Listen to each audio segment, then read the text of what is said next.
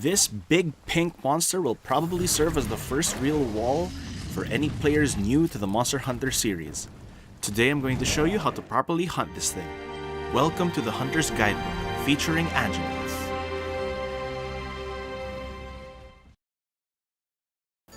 Turning to our first page, we'll see that he's pretty weak to water. However, his main weak points of his head and his tail are not the most convenient areas to attack, so we'll be aiming for the legs instead, and I'll show you why. For my armor, I'm running a base bones set without any upgrades, just to show you that you don't really need anything special to take this guy on. For my weapon, I'm using Madness Pangas 2, as these are the best water duels you can get at this stage in the game. The mobility they provide is perfect for fighting Anjanath, as you'll soon see. You might have to farm Jiritodas a little bit, but this is definitely worth it. My Palico is just running his base leather armor, but I've given him a Pokebow just so he could poison the Anjanath. You'll be surprised with how reliable this is in the long run, and how the poison damage does stack up over time. With all that out of the way, let's get started with his moveset. Alright, so he starts off by closing the distance on you. So as you can see here, he's using the jump attack. Just be careful that you're not too near him when he does the jump, because it does have a tremor effect that can stun you a little, and then he follows up with a bite, and, you know, it could be a lot worse. He likes to do bite attacks, but if you build some distance, he's going to close the gap as well, either with this jump attack or with the next one, which I call the snap and grab.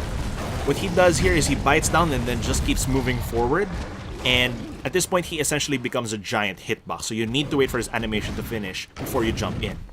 Now we're close to him, so he's doing bite attacks again. He can chain these pretty frequently. So here's what happens if I don't wait for the animation to finish. Bam! Big damage. And he can easily follow that up with another attack. Up next is what I would say is his most dangerous attack. It's the battering ram. He just ducks his head and then charges forward at you. The thing about this move is that his head is part of the hitbox. So even if it nicks you a little bit, it's going to still apply the damage. So right here, I didn't dodge enough. I thought I was out of the way, but the head hits me. I still receive the damage and I get lucky over there. Yeah, really lucky.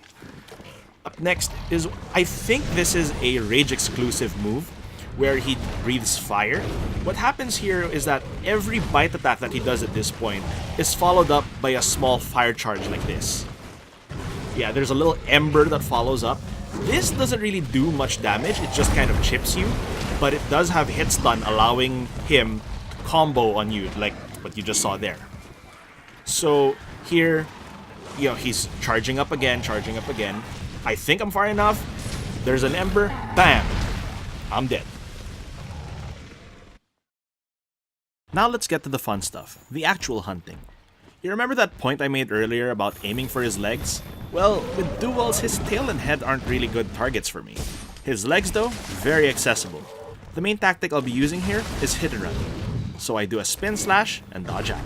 It's a good idea to stick to the side when dodging, since most of his attacks come from the front. It's also easier for you to attack from here. Do a spin slash and I dodge out.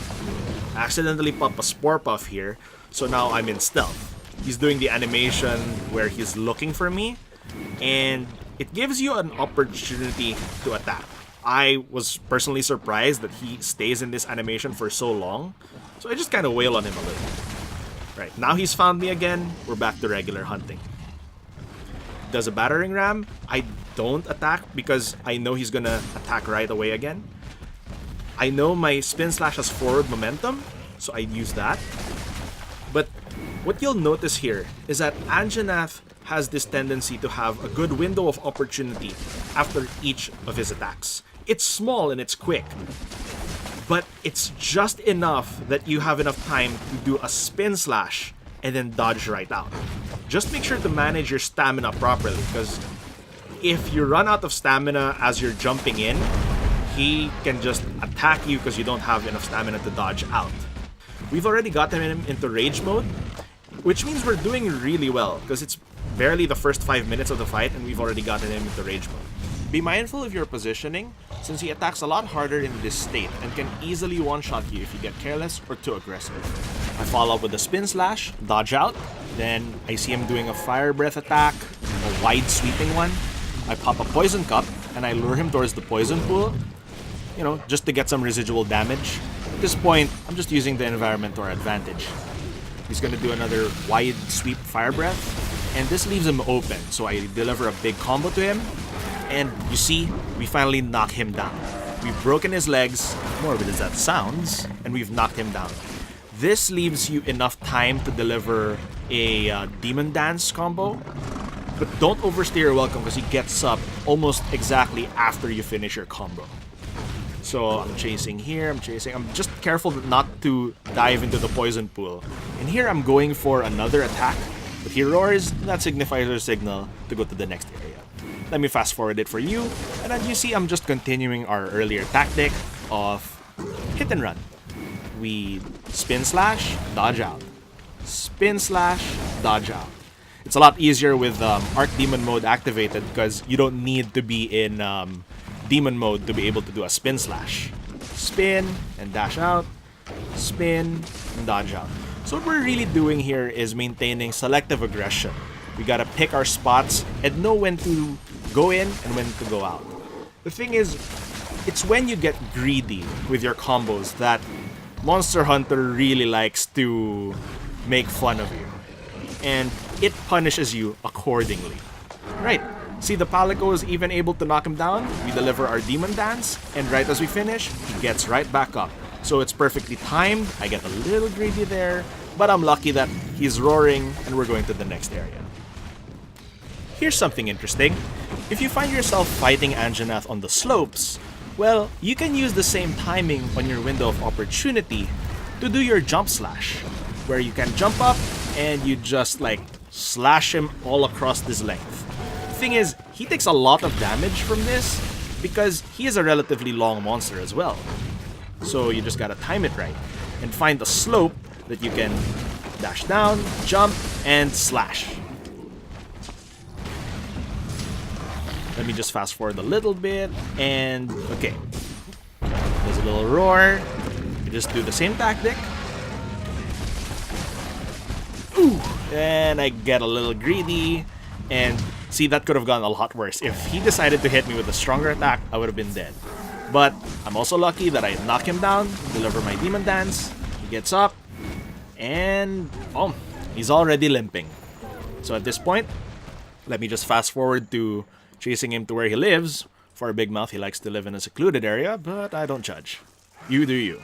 Now, since we can't place shock traps on the vines where Anj is on, we'll just place one over here. Wake him up with your weapon or slinger, and he gets grumpy. Can't imagine why. Now lure him over. He gets shocked. We approach and throw 2 trank bombs. And that is it. You have successfully captured an Anjanath. I prefer this method since it ends the hunt quicker, and it saves you the hassle of a kill. Gives you the same rewards too. Anyway, let me know with a comment if this helped you, and I'll see you in the next one where we'll be hunting down Diablos. Also, stick around if you want to see the blooper reel. This has been the Frustrated Healer. Thanks for hanging out, and until next time, enjoy the thrill of the hunt.